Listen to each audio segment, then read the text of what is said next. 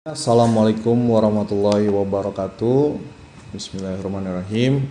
Alhamdulillah, kita akhirnya bisa berjumpa kembali walaupun memang kita tanpa tatap muka ya, bertemu di online, pertemuan online, belajar online ya, karena kondisi yang memang tidak memungkinkan untuk pertemuan offline, tapi tidak, mudah-mudahan ya, tidak menciutkan hasrat kita untuk tetap mencari ilmu.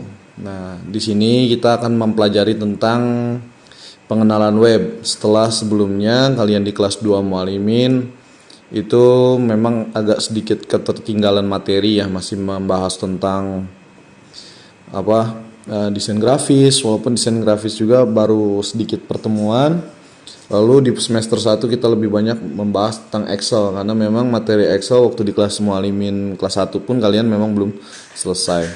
Tapi di kelas 3 Mualimin ini saya coba untuk langsung loncat aja ke materi yang memang harus disampaikan di kelas 3 Mualimin, yaitu tentang pengenalan web ya. Apa sih itu web itu sendiri? Oke, nanti kita bahas di sini. Nah, web itu adalah media informasi yang banyak disajikan di internet. Nah, jadi media informasi itu ada banyak ya, ada koran, ada majalah, dan web adalah majalahnya yang disajikan melalui internet. Media pemberi informasi yang paling banyak diakses untuk saat ini, karena media informasi ini gampang sekali untuk diakses. Kenapa? Karena kita hanya membutuhkan koneksi internet untuk mengakses atau mencari informasi yang kadang bisa secara akurat kita dapatkan, atau informasi yang memang benar-benar kita inginkan. Nah, web sendiri di sini mempunyai beberapa model. Yang pertama ada web statik dan web dinamis. Nah, ini ada perbedaannya.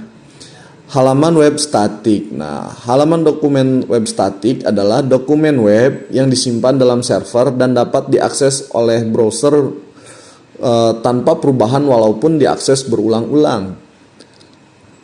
Lalu, perubahan isi konten atau dokumen web hanya dapat dilakukan oleh pembuatnya yang mengerti struktur HTML dan tidak adanya fungsi interaktif antara klien dan server. Mungkin untuk saat ini untuk web jenis statik sudah mulai nggak ada mungkin ya, karena hampir sekarang itu web menggunakan tampilan yang sudah dinamis, web dinamis. Nah, maksudnya di sini apa sih? Web dapat diakses tanpa perubahan walaupun diakses berulang-ulang. Artinya web ini walaupun kita akses berulang-ulang tidak akan ada perubahan dari media informasinya atau isi informasinya. Mengapa? Karena perubahan isi konten di dalam webnya itu sendiri hanya bisa diubah oleh orang yang mengerti struktur HTML. Jadi membuatnya itu benar-benar dari dasar ya. Jadi bahasa HTML yang digunakan untuk merubah isi kontennya. Kan kalau sekarang tidak ya, kita udah ada halaman web dinamis seperti misalnya kalian menggunakan WordPress ataupun ada dulu blog itu namanya Blogger itu. Nah, itu kan biasanya sudah tinggal isi konten itu kalian tinggal masukkan kata-kata saja. Nah, tapi kalau waktu dulu zaman web statik, kalian untuk memasukkan isi konten kalian harus mengerti dulu struktur HTML-nya, baru kalian bisa membuat isi konten. Dan tidak adanya fungsi interaktif antara klien dan server. Nah, maksudnya tidak ada fungsi interaktif adalah di dalam informasi yang disajikannya itu kalian tidak bisa menuliskan komen, kalian tidak bisa bertanya tentang apapun, karena di situ hanya menyampaikan informasi saja. Berbeda dengan halaman web dinamis. Nah, untuk halaman web dinamis, dokumen web di mana isi konten diatur oleh script atau kode program tertentu ketika diakses oleh klien. Nah, jadi ada perubahan ketika kalian memasukkannya itu dalam bentuk kode, tapi ketika diakses itu nanti scriptnya akan dirubah bentuknya menjadi tampilan. Nah, ini yang memudahkan mengapa internet sekarang makin cepat. Kenapa? Karena memang dibikin lebih mudah. Lalu perubahan isi konten dokumen web dapat dilakukan siapa saja yang diberi hak akses dan tidak perlu memahami teknologi yang digunakan seperti struktur HTML. Nah, seperti yang saya bilang tadi, kalau untuk web seperti WordPress, nah itu kan orang nggak harus ngerti juga, kalian bisa ya bikin kontennya, isi kontennya. Yang penting kalian dikasih hak akses atau mungkin kalian yang buat. Kalau untuk web pribadi kan isi kontennya, misalnya kalian bikin web yang isinya khusus puisi-puisi buatan kalian, kan itu kalian yang memasukkan sendiri, tinggal aja masukin puisinya kan, tanpa kalian harus mengerti cara membuat struktur HTML-nya seperti apa. Lalu memiliki fungsi interaktif antara klien dan server. Jadi fungsi interaktif ini ada orang yang bisa komen, ada orang yang bisa memberikan like, yang seperti itu. Jadi ada interaktif. Lalu memiliki kemampuan dalam menyimpan isi konten dalam database. Artinya ketika ada orang yang memberikan komen, ada orang yang memberikan like atau apapun, nanti tersimpan walaupun itu jumlahnya diakses oleh beberapa orang. Nah, data yang masuknya tetap banyak aja.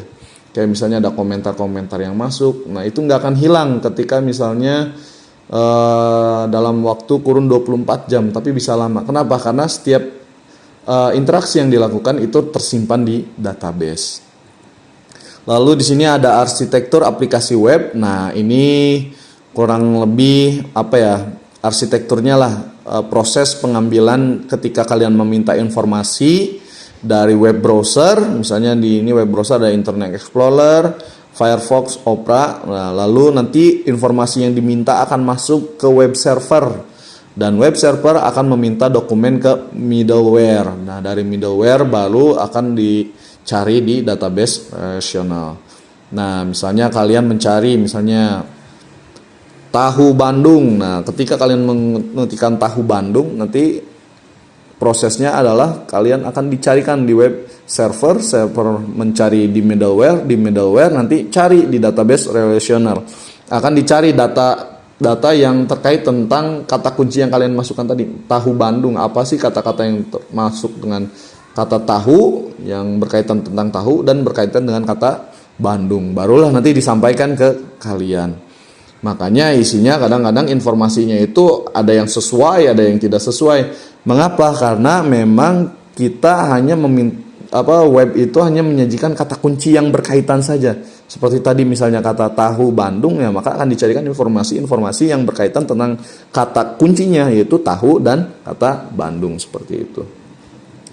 Lalu di sini ada terminologi dalam aplikasi web, ada web server. Nah, web server itu adalah aplikasi yang bertugas merespons setiap permintaan request terhadap dokumen web yang disimpan di dalam server dengan mendistribusikannya melalui jaringan internet atau intranet.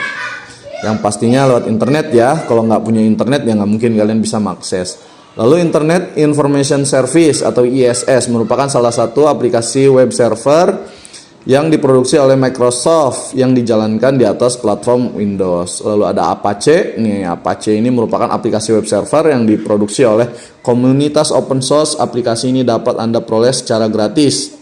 Apache dapat dijalankan di atas platform seperti Linux, Unix, Sun, Solaris ataupun Windows. Nah, ini basic-basicnya dalam membuat web ya. Jadi kalau kalian mau buat web dari dasar, maka harus butuh aplikasi semacam ini. Lalu di sini ada web browser, tadi sudah kita sampaikan. Lalu ada middleware, database relasional. Nah, lalu nanti di sini kita akan membahas tentang mengenal Macromedia Dreamweaver MX. Nah, sebenarnya kita nggak akan bahas ini ya, karena nanti saya akan menggunakan software yang mudah saja yang kalian punya, yaitu Notepad untuk membuat web statis dulu. Nah, jadi mudah-mudahan di pertemuan berikutnya kita akan mulai membuat web statik menggunakan Notepad, agar kalian juga mulai paham gitu apa sih itu bahasa HTML. Nah, mungkin untuk pertemuan kali ini saya bahas hanya sedikit dulu saja mengenai dasar-dasar dalam membuat web ya, bahasa web, cara proses kerjanya seperti apa. Yang mudah-mudahan nanti di pertemuan berikutnya kita di minggu depan sudah mulai bisa membuat web statik. Nah, buat kalian yang punya laptop boleh langsung praktek ya. Jadi nanti materi yang saya sampaikan bisa langsung dipraktekkan. Mungkin saya cukupkan sampai sini. Kurang lebihnya mohon maaf. Assalamualaikum warahmatullahi wabarakatuh.